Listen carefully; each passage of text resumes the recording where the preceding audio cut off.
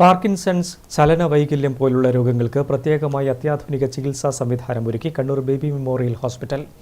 രോഗികളുടെ സൗകര്യാർത്ഥമുള്ള ക്രമീകരണങ്ങളോടെയാണ് കേന്ദ്രം. ഉത്തര മലബാറിൽ ആദ്യമായാണ് ഇത്തരമൊരു അത്യാധുനിക സംവിധാനം ഒരുക്കുന്നത്.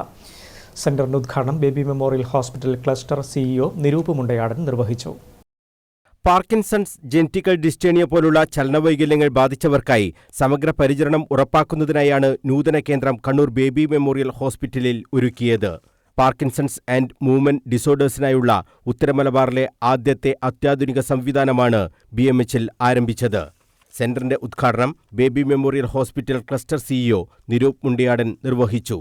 പുത്തൻ സാങ്കേതിക വിദ്യകൾ ഉപയോഗപ്പെടുത്തി അത്യാധുനികമായ ചികിത്സ എല്ലാ വിഭാഗങ്ങളിലും ഉറപ്പാക്കുകയാണ് ബേബി മെമ്മോറിയൽ ഹോസ്പിറ്റൽ ചെയ്യുന്നതെന്ന് നിരൂപ് മുണ്ടയാടൻ പറഞ്ഞു.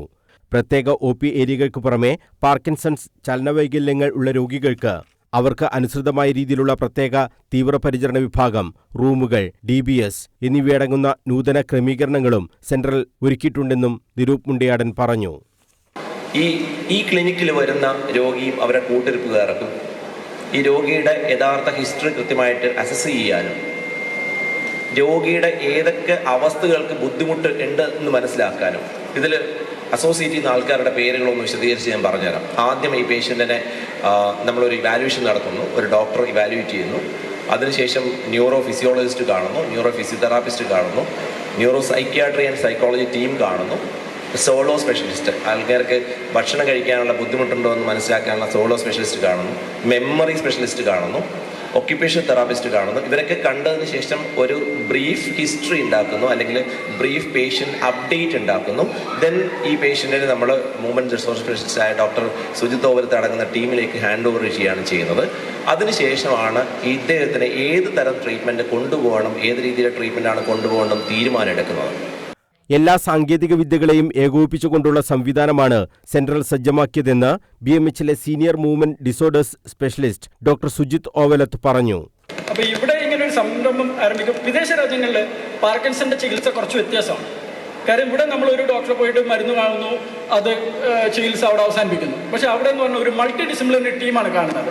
ഇപ്പം അതിൻ്റെ എക്സ്പ്ലനേഷൻ CEO പറഞ്ഞു കഴിഞ്ഞു. അപ്പോൾ ഓരോരുത്തരായിട്ട് കാണുന്നു, സൈക്കോളജിക്കൽ ഇഷ്യൂ അഡ്രസ്സ് ചെയ്യുന്നു, ഫിസിയോതെറാപ്പിസ്റ്റ് അവരുടെ മൂവ്മെൻറ്റ് അഡ്രസ്സ് ചെയ്യുന്നു, സോളോയിങ് സ്പെഷ്യലിസ്റ്റ് അതിൻ്റെ സോളോയിങ് ആസ്പെക്റ്റ് നോക്കുന്നു, പിന്നെ സോഷ്യൽ വർക്കർ അതിൻ്റെ social aspect.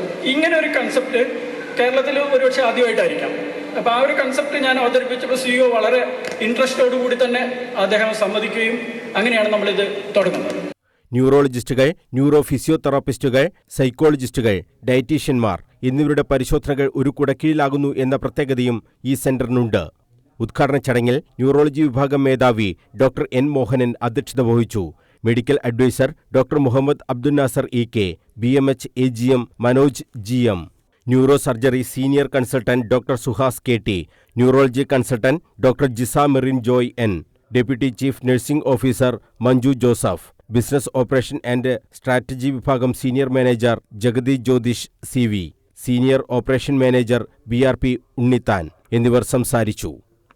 News bureau, Kannur.